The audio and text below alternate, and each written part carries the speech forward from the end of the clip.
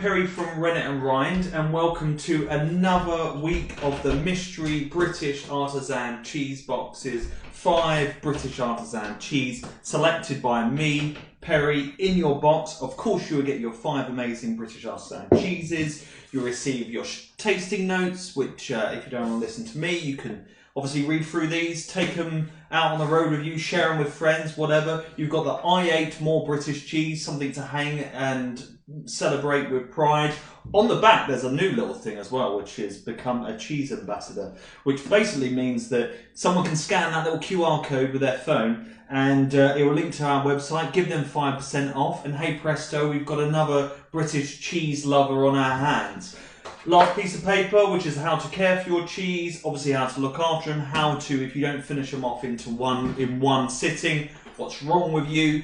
But if you don't, then obviously these notes will tell you how to look after them, and with some handy cheese paper as well, so you can rewrap them. You know, if your paper's not enough or it's damaged when you could, you know, opened it excitedly like Christmas Day, then you got some spare stuff as well. Before I start, I really want to shout out to something that's just gone live on the website yesterday. We've had a phenomenal response from it, and we're running out fast, of the Christmas edition of the mystery cheese boxes. So this time I've selected 6 cheeses which are maturing right now, particularly for your special day. That's Christmas Day. It comes with some amazing British charcuterie, chutney, biscuits, crackers, and has loads more fun paperwork in there as well. So we've got cheese quizzes, we've got scorecards. So when you have that big meal and you sit down and it's cheese time, then, you know, they're the moments that you have the great conversations with your family, and, you know, all the paperwork in there hopefully will make it a little bit more interactive.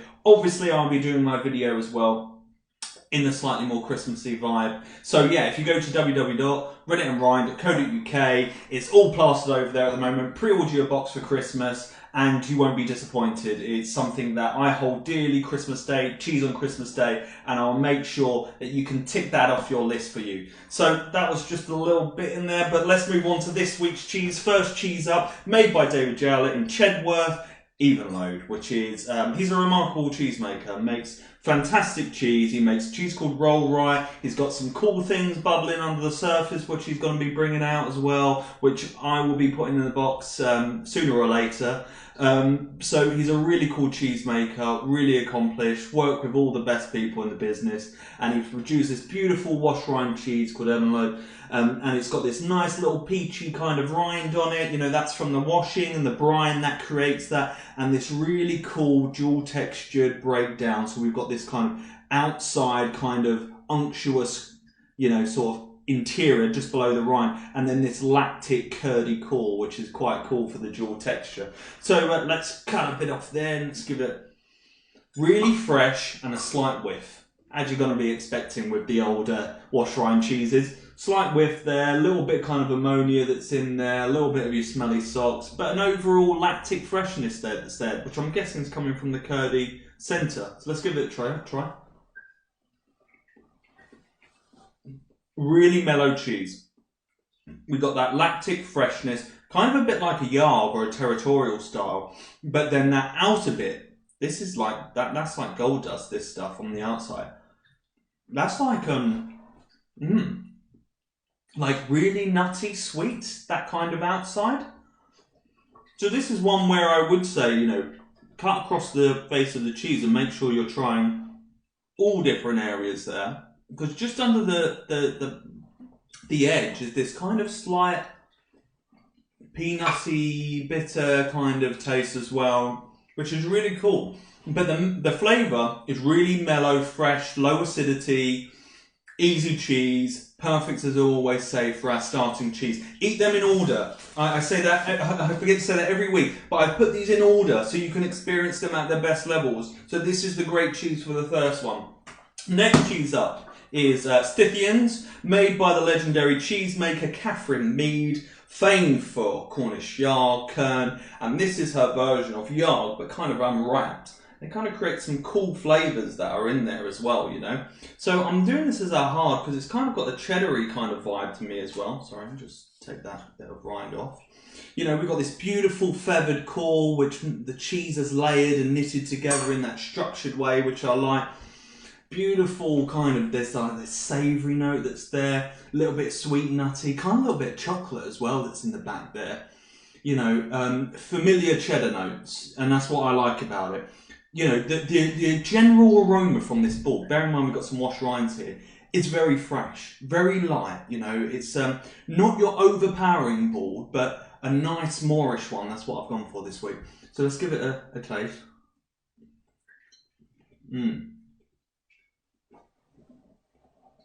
Delicious. Caramels are strong, smoky, bacony, weird like chocolatey finish, slight like kind of Emmental, you know, sort of young, fresh, the spongy cheeses. Kind of thinking a little bit of the wax one that's popular in children's lunchboxes. Slight element of that. Really moorish, very delicate. You know, not too much savoury there. That was kind of holding the taste. Nice and sweet, easy, moorish. So, a nice little level up. Beautiful little tang there at the end, actually. Really nice little kick. Next cheese we have up is a goat's cheese.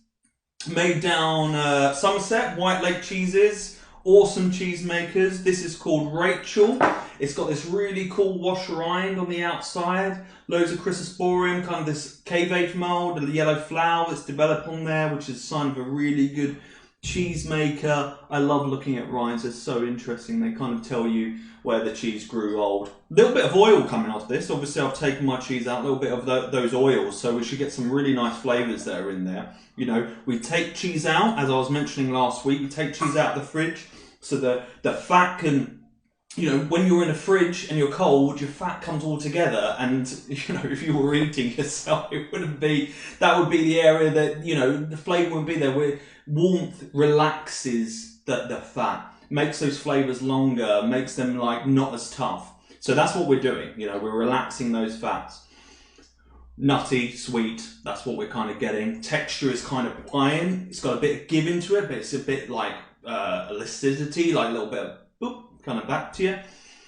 You know, not too much on the nose for a goat. Literally no goat that's there whatsoever. So nice and easy. Beautiful texture. Roux-like, breaks down, unnoticeably granular, which I love that. Light, delicate, mellow nuttiness all the way through.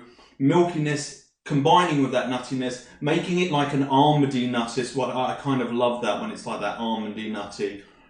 Really moorish, nice little kick at the end, finishing on fresh grassy notes, which makes it so much easier to eat more.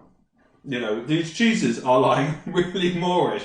You've probably noticed, normally I do one slice and I finish. I'm doing a couple of these. So just, they're teasing cheeses. They give you a little bit and you're like, oh, maybe I want a little bit more of that, and lo and behold, they do. Next cheese up, one of my favourites, Duckett's Caerphilly, made by Tom, down in Somerset.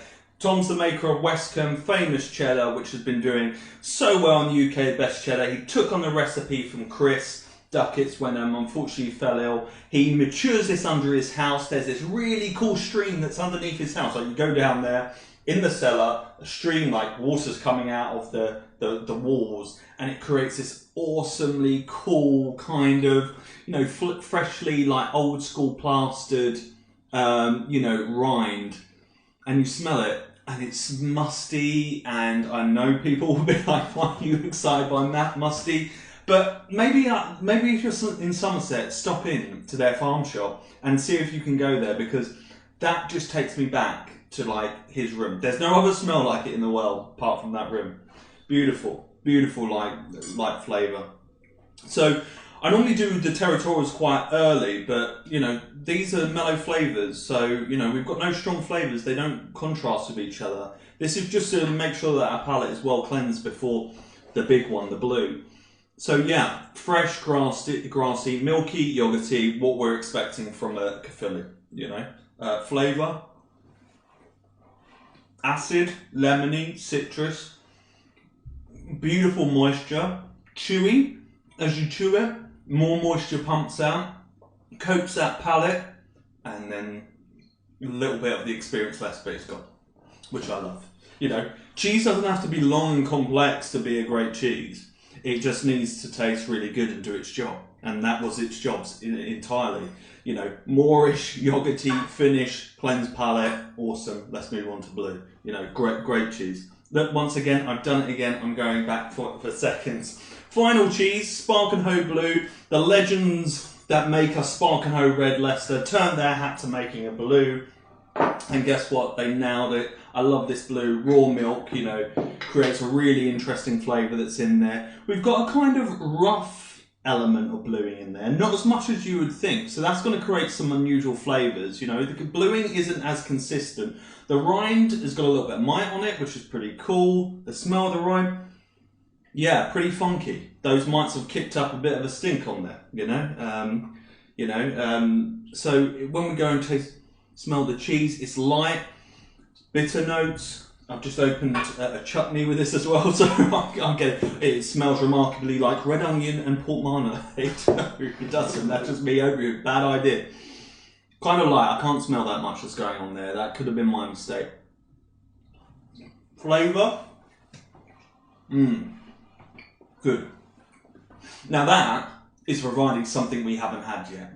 And it's not overly offensive. Like my girlfriend, she absolutely hates blue cheese, but I think she'll like that. Once again, soft, delicate, but huge bits of savoury. But not like on a scale. If we put Crockwell and things, you know, it would just, Crockwell's so powerful. This is just light again. Not overpowering, that savouriness is there. Bitter hoppiness this is coming through, which I'm guessing is because the blue hasn't pushed through the cheese as much. Little bit of light acidity, and then a familiar finish that we've had with most of these, just a freshness, you know? And yeah, really moorish. So what I've provided with this one is my chutney of the week, which is red onion and marmalade. So this is part of our preserve range. You know, what we're missing in most of these cheeses right now is probably sweetness. You know, I mean, we got that from Stydians, we got that from the nuttiness there, but we don't have it in the Caerphilly, we don't have it in the blue, and we have a little bit of it, kind of raw bitterness that's in even low. So let's give that a go together. So this is red onion and marmalade port, by which is available on our website. Big bit that I had there, so works perfectly. The onion is in these preserves. What I love about them, most preserves that I see are just macerated to death now. These are cooked so well that the onion crunches like an onion a bit, but not in an unpleasant way. And it does actually taste of onion. Most of these things that I'm having recently in supermarkets that, you know, I try every now and again, just macerated, blended and set, where this has some texture to it. I mean, I don't know if you can kind of like see in there, probably isn't that pleasant, but has some like proper texture onion in there. And it's got this really nice sort of oniony taste, and then obviously the portness is great with blue. Port's always great with blue. You know, that comes together really well. So that was my compliment for the week. But I suggest highly going through them, you know, on our website and just taking a look at, because they're Piccalilli. Everything is actually out of this world. So if you want something, just go to the preserves bit on our site.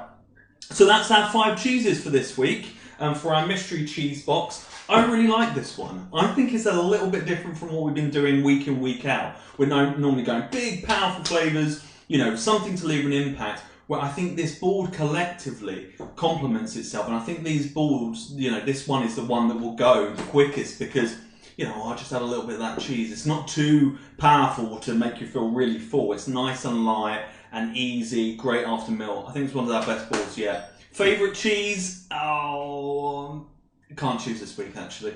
I like them all, actually. Maybe Rachel pinches it a bit, but yeah, I'm even on it. I think they all deliver something very special to the board individually. So thank you so much again. Really appreciate you supporting our Rennie to Rind and our mystery cheese boxes, and catch you all soon. Thanks a lot.